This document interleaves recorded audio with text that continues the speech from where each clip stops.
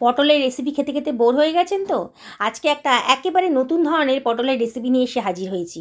আপনারা শেষ পর্যন্ত ভিডিওটা দেখুন, আপনাদের খুবই ভালো লাগবে। আশা করি সকালে ভালো আছেন, আমরাও ভালো আছি। আজকে এই নতুন ধরনের রেসিপিটা যে দেখবে সেই কিন্তু এটা বানিয়ে ফেলবে। এত দারুণ টেস্টের একটা রেসিপি, বানানোটাও খুব সোজা আর খরচও একেবারে কম। আমি কয়েকটা পটল নিয়ে নিয়েছি, আগে থেকে পরিষ্কার করে ধুয়ে নিয়েছি। পটলের বোটার পোর্শনটা আর মাথার দিকটা কেটে বাদ দিয়ে দিচ্ছি। পটলগুলো আগে থেকে ভালো করে ধুয়ে নেবেন। অনেক রাসায়নিক ব্যবহার করা হয় এই চাষ করার সময়, তাই এটা ক্ষতিকারক, তাই ভালো করে ধুয়ে নেবেন। নিয়ে একটা গ্রেটার দিয়ে, গ্রেটার যে বড় মুখটা আছে ওইটা দিয়ে আমি পটলগুলোকে গ্রেট করে নিচ্ছি। অবশ্যই গ্রেট করার সময় দেখে নেবেন যে ভেতরে পোকা টোকা আছে কি না। এইভাবে আমি সমস্ত পটলগুলোকে গ্রেট করে নিচ্ছি। একেবারে নতুন ধরনের একটা রেসিপি, আগে হয়তো এই ধরনের রেসিপি আপনারা কোনো দিনই খাননি। সমস্ত পটলটা গ্রেট করা হয়ে গেছে। এবার এই পটলটাকে আমি একটা পাত্রের ভেতর তুলে রাখছি। সমস্ত পটলগুলো তোলা হয়ে গেল, এবার এটাকে সরিয়ে রাখছি। এবার আমি ওই গ্রেটারেই একটা বড় সাইজের পেঁয়াজ কেটে নিচ্ছি। একেবারে নতুন ধরনের এই রেসিপিটা, এটা আপনি যখন রান্না করে এই পটলের রেসিপিটা কাউকে খাওয়াবেন, কেউ তো বিশ্বাসই করতে পারবে না যে এটা পটল দিয়ে তৈরি করেছেন। আমার একখানা পেঁয়াজ গ্রেট করা হয়ে গেছে, আমি এটা সরিয়ে রাখলাম। আমি আরেকখানা পেঁয়াজ নিয়ে নিয়েছি। পেঁয়াজের খোসাটা কেটে, পেঁয়াজটাকে মাঝখান দিয়ে কেটে ওপরের সাদা অংশটা কেটে বাদ দিয়ে দিচ্ছি। এবার পেঁয়াজটাকে আমি কুচি কুচি করে কেটে নেব। যতটা সম্ভব কুচি কুচি করে এটাকে আমি কেটে নিচ্ছি। সমস্ত পেঁয়াজটা কাটা হয়ে গেছে, এবার সরিয়ে রাখলাম পেঁয়াজটাকে। এবার খানিকটা ধনেপাতা নিয়ে নিয়েছি আর কতগুলো কাঁচা লঙ্কা নিয়ে নিয়েছি। আমি অবশ্যই এগুলোকে ভালো করে ধুয়ে নিয়েছি। কাঁচা লঙ্কাটাকে কুচি কুচি করে কেটে নিচ্ছি। আপনারা নিজেদের পছন্দ অনুসারে লঙ্কাটা দেবেন। আমরা ঝাল পছন্দ করি বলে অনেকগুলো কাঁচা লঙ্কা দিলাম। এবার ধনেপাতাটাকেও কুচি কুচি করে কেটে নিচ্ছি। ধনেপাতার বোটার অংশটা ফেলে দিয়েছি, আর এবার কুচি কুচি করে কেটে নেব। ধনেপাতাটাকে আমি আগে থেকে ধুয়ে নিয়েছি। সমস্ত সবজি আমি কাটার আগে ভালো করে ধুয়ে নিয়েছি। এবারে আমি দুখানা আলু নিয়ে নিয়েছি, আলুটাকে আগে থেকে ধুয়ে নিয়েছি। এবার আলুটার খোসাটা আমি ছাড়িয়ে নিচ্ছি। আমি মাঝারি সাইজের দুখানা আলু নিয়েছি। আপনারা যদি আলু খেতে বেশি পছন্দ করেন তাহলে আলুর পরিমাণটা একটু বাড়িয়ে দেবেন। আমি এবার ডুমো ডুমো করে কেটে নিচ্ছি। খুব একটা বড়ও করলাম না, খুব একটা ছোটও হয়নি। এইভাবে আমি আলুটাকে কেটে রাখলাম। এবারে যে গ্রেট করা আমার পটলটা ছিল সেখান থেকে হাত দিয়ে চেপে চেপে পটলের রসটা বার করে অন্য একটা পাত্রের ভেতর নিয়ে নিচ্ছি। পটল যখন গ্রেট করছিলাম তখনই কিন্তু পটলের মধ্যে থেকে অনেক রস বেরিয়ে এসেছিলো।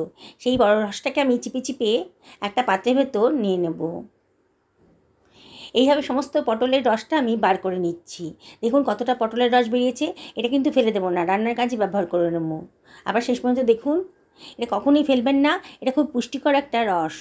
এবার আমি গ্রেট করা পটলটার ভেতর দিয়ে দিলাম 1 টেবিল চামচ মতো লবণ আর 1/4 টেবিল চামচ মতো হলুদের গুঁড়ো আর 1/2 টেবিল চামচ মতো লঙ্কার গুঁড়ো।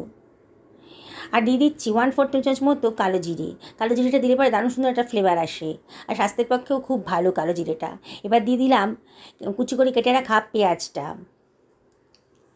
এবারে ওর ভিতরে আমি দিয়ে দিচ্ছি কেটে রাখা লঙ্কার কুচিগুলো।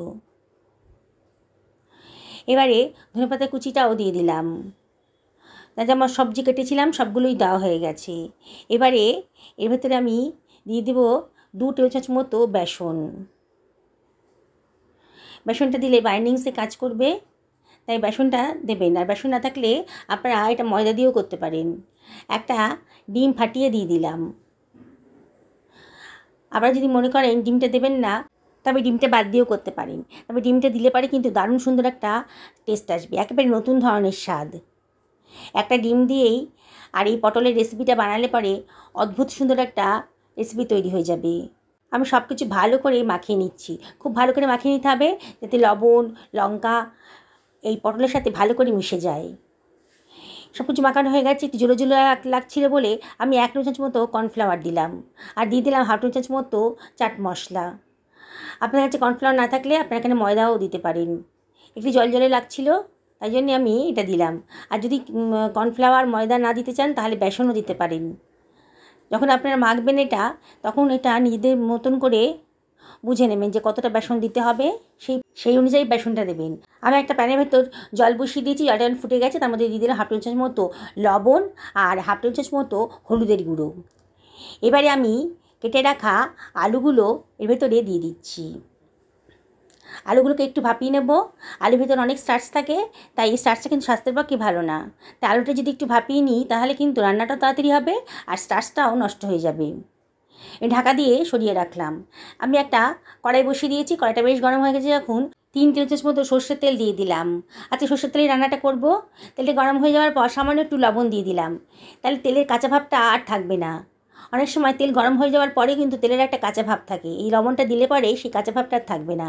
এবার আমি পটলের যে মিশ্রণটা করে রেখেছিলাম সেখান থেকে ছোটো ছোটো বড়ার আকারে গড়ে নিয়ে গরম তেলে দিয়ে দিচ্ছি। এইভাবে আমি যতগুলো সম্ভব আমার একটা কড়াইতে যতগুলো আটবে সেই অনুযায়ী আমি এগুলোকে দিয়ে দিচ্ছি। এখন হাই ফ্লেমেই রেখেছি। এবার দেওয়া হয়ে গেছে। এবার কিন্তু সঙ্গে সঙ্গে নাড়ানো যাবে না, একটুখানি পরে চামচ দিয়ে আস্তে করে এটাকে আমি ওলটপালট করে দেব।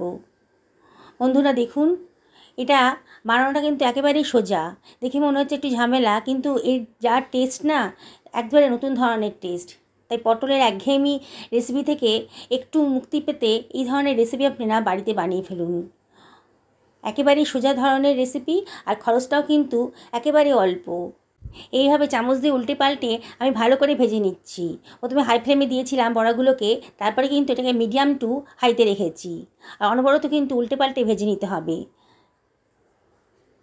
নাহলে কিন্তু বড়াগুলোর ভেতরটা কাঁচা কাঁচা থাকবে, বাইরেটা পুড়ে যাবে, ভেতরটা কাঁচা কাঁচা থাকবে। তো অনবরত কিন্তু উল্টে পাল্টে এগুলোকে ভালো করে ভেজে নিয়েছি। দেখেই মনে হচ্ছে যেগুলো খুব সুন্দর করে ভাজা হয়ে গেছে। এবার আমি এগুলোকে তেল থেকে তুলে নিচ্ছি। একটা ছাঁকনি দিয়ে তুলে নেবো। যতটা সম্ভব তেল ঝরিয়ে নিয়ে অন্য একটা পাত্রের ভেতর রেখে দিচ্ছি। এবার বাকি বড়াগুলো একইভাবে আমি ভেজে নিচ্ছি।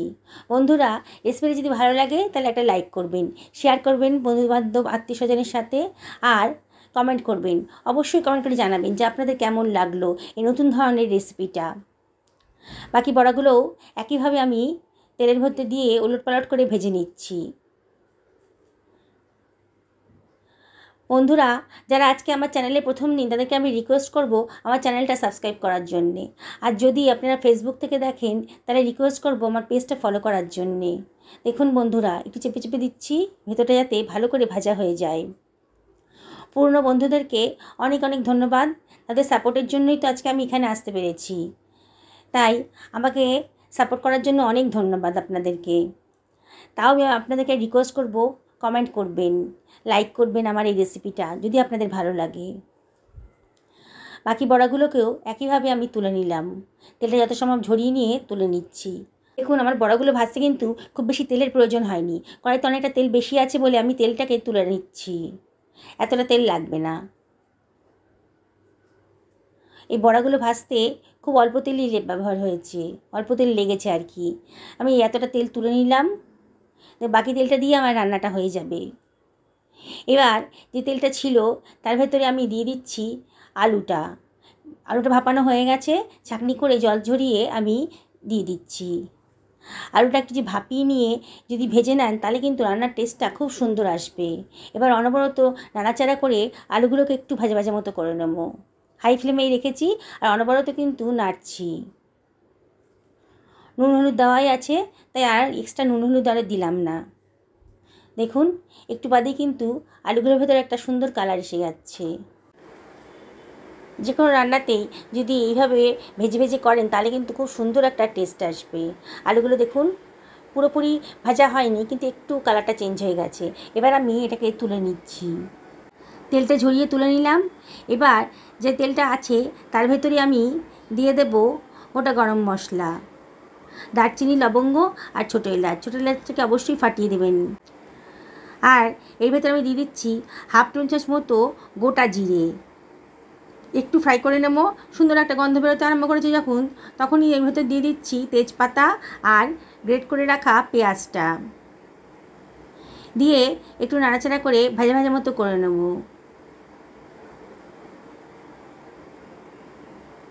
অনবরত কিন্তু নাড়তে হবে, নাহলে কিন্তু পুড়ে যাবে। দেখুন পেঁয়াজের কালারটা একটু চেঞ্জ হয়ে গেছে। তখন এর ভেতর দিয়ে দিচ্ছি আদা রসুনের পেস্ট, 1 টেবিল চামচ আদা রসুনের পেস্ট দিয়ে দিলাম, আর দিয়ে দিলাম কেটে রাখা টমেটো কুচিটা, দিয়ে সব কিছু ভালো করে মিশিয়ে নিচ্ছি। অনবরত কিন্তু নাড়তে হবে, নাহলে কিন্তু পোড়া ধরে যাবে। এবারে আমি ওর ভেতর দিয়ে দিচ্ছি লবণ, 1/2 টেবিল চামচ মতো লবণ দিয়ে দিলাম, পরে প্রয়োজন হলে আরও দেবো। এবার দিয়ে দিচ্ছি 1/2 টেবিল চামচ মতো হলুদের গুঁড়ো, আর এর ভেতর দিয়ে দিচ্ছি 1/2 টেবিল চামচ মতো ধনের গুঁড়ো, আর 1/2 টেবিল চামচ মতো জিরের গুঁড়ো, আর 1 টেবিল চামচ মতো লঙ্কার গুঁড়ো দিলাম। এটি ঝাল পছন্দ করি বলে লঙ্কার পরিমাণটা একটু বেশি দিলাম। আর পটলের যে রসটা আমি বার করে রেখেছিলাম, তখন বলেছিলাম না ফেলবো না, সেটাই আমি এখন দিয়ে দিলাম। জল দিলাম না, ওইটাই দিলাম। ওটা খুবই পুষ্টিকর একটা জল, তাই জন্যে ওটা আমি ফেলিনি। আপনারাও ফেলবেন না, ওটা দিয়েই রান্না করে নেবেন। দিয়ে অনবরত কিন্তু নাড়তে হবে। দেখুন মশলাটা ভালো করে কষিয়ে নিচ্ছি। বাকি যে জলটা ছিল সেটাও দিয়ে দিলাম। এবার সব কিছু ভালো করে মিশিয়ে নিচ্ছি। খুব ভালো করে মিশিয়ে নিতে হবে, আর অনবরত কিন্তু নাড়তে হবে, নাহলে কিন্তু পোড়া লেগে যাবে। গ্যাসের ফ্লেমটা এখন মিডিয়াম টু হাইতে রেখেছি, আর অনবরত কিন্তু নাড়ছি। দেখুন নাড়তে নাড়তে কিন্তু আমার বোঝা যাচ্ছে যে মশলাটা কষানো হয়ে গেছে। খুব বেশি তেল তো দেওয়া হয়নি, তাই এখান থেকে বেশি তেল বেরোবে না, কিন্তু মশলাটা যে কষানো হয়ে গেছে সেটা বোঝা যাচ্ছে।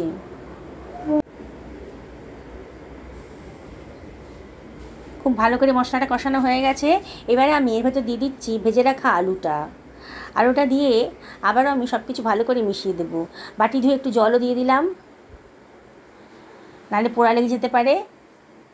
আপনারা রান্না করতে গেলে বুঝতে পারবেন কখন জলের প্রয়োজন আছে, সেই বুঝেই আপনারা জলটাকে ব্যবহার করবেন। দেখুন না, সব কিছু আবারও ভালো করে মিশিয়ে নিচ্ছি। আবারও 1 থেকে 1.5 মিনিট ভালো করে মশলার সাথে আলুটাকে ভালো করে কষিয়ে নেব। অনবরত কিন্তু নাড়তে হবে, নাহলে কিন্তু পোড়া লেগে যাবে। দেখুন বেশ ভালো করে কষানো হয়ে গেছে যখন, তখন 1/2 বাটি মতো জল আমি এর ভেতর দিয়ে দিলাম। আবার সব কিছু ভালো করে মিশিয়ে দিয়ে এটাকে ঢাকা দিয়ে রাখবো 3 থেকে 4 মিনিটের জন্য, মিডিয়াম টু লো ফ্লেমে। 4 মিনিট হয়ে গেছে, দেখুন ঝোলটাও কিন্তু বেশ ভালো করে ফুটে উঠেছে। আবার সব কিছু ভালো করে মিশিয়ে দিচ্ছি। এবারে কিন্তু চেক করে দেখতে হবে আলুটা একেবারে সেদ্ধ হয়ে গেছে কি না। একটু ভাপানো ছিল, তারপরে আবার একটু ভেজে নিয়েছি, তা আলুটা সেদ্ধ হতে বেশি টাইম আর নেবে না। দেখুন আলুটা কিন্তু বেশ সুসিদ্ধ হয়ে গেছে, গলে যায়নি, কিন্তু ভালো মতো সেদ্ধ হয়ে গেছে। ঝোলটাও বেশ ভালো করে ফুটে উঠেছে। এই অবস্থায় আমি দিয়ে দিচ্ছি ভেজে রাখা বড়াগুলো। সবগুলো বড়া দিইনি, কিছু বড়া রেখে দিয়েছি সন্ধ্যাবেলা চায়ের সাথে খাবো বলে। এর সাথে কিছুটা ধনেপাতা কুচিও দিয়ে দিলাম, আর 1/2 টেবিল চামচ মতো গরম মশলাও দিয়ে দিলাম। দারুণ সুন্দর টেস্টি একটা রান্না হতে চলেছে। বন্ধুরা, আপনারা যে বড়াগুলো বানিয়েছেন না, সত্যি বলছি চায়ের সঙ্গে খাবেন অসাধারণ লাগবে, আর গ্রেভি বানিয়ে খাবেন তাতেও কিন্তু অসাধারণ লাগবে। ভাতই বলুন আর পোলাওই বলুন, এই নতুন ধরনের রেসিপিটা কিন্তু আপনাদের দারুণ সুন্দর লাগবে খেতে। রুটির সাথে খেতেও মন্দ লাগবে না। একবার বাড়িতে অবশ্যই ট্রাই করে দেখবেন। আর কিন্তু বেশিক্ষণ রান্না করব না, 1 মিনিট মতো রান্না করে গ্যাসের ফ্লেমটা অফ করে দিয়েছি। দেখুন গ্যাসের ফ্লেমটা অফ করে আরও 2-3 মিনিট রেস্টে রেখে আমি কড়াইয়ের ঢাকনাটা খুলে নিয়েছি। দেখুন কত সুন্দর দেখতে লাগছে। আপনি যাকেই খাওয়াবেন সে কিন্তু বিশ্বাসই করতে পারবে না যে সামান্য পটল দিয়ে আপনি এই অসাধারণ টেস্টের রেসিপিটা বানিয়ে ফেলেছেন। আমি একটা সার্ভিং প্লেটে এটা সার্ভ করে দিচ্ছি। কি সুন্দর দেখতে লাগছে দেখুন, একেবারে নতুন ধরনের রেসিপি। সত্যি তো পটলের খেতে খেতে পটলের নানান ধরনের পদ তো আপনারা খেয়েছেন, আর খেতে খেতে বোর হয়ে গেছেন না। এই নতুন ধরনের রেসিপিটা আমার মনে হয় অনেকেই খাননি। যদি খেয়ে থাকেন তাহলে অবশ্যই কমেন্ট করে জানাবেন। দেখুন আমার কিন্তু সার্ভ করা হয়ে গেছে। কি সুন্দর দেখতে লাগছে, দেখেই খেতে ইচ্ছা করছে, তাই না?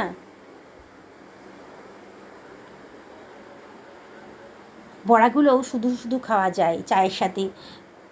দারুণ সুন্দর একটা রেসিপি আজকে তৈরি হয়ে গেল। আমি সামনে থেকে নিয়ে এসে দেখাচ্ছি। দেখুন কতটা সুন্দর দেখতে লাগছে এটা। আমি আপনাদেরকে রিকোয়েস্ট করব একদিন অবশ্যই এইভাবে বানান। আজকে আমি ভাতের সাথে এটা খাবো। সত্যি বলছি দারুণ সুন্দর খেতে হয়েছিল। আমি তো ভয়েস ওভার করছি, সত্যি বলছি দারুণ লেগেছে খেতে। আপনারা অবশ্যই বাড়িতে একদিন এরকম করে বানিয়ে খান, খুব ভালো লাগবে। বন্ধুরা, আজকের রেসিপিটি যদি পছন্দ হয় তাহলে অবশ্যই লাইক কমেন্ট করবেন। আর আমি একটা বড়া ভেঙে দেখাচ্ছি আপনাদেরকে। দেখুন ভেতরটা একেবারে সুন্দর করে ভাজা হয়ে গেছে, কিন্তু একটুও কাঁচা নেই। সকালে ভালো থাকুন এই কামনা করেই আজকে ভিডিওটা এখানে শেষ করলাম। নমস্কার নেবেন।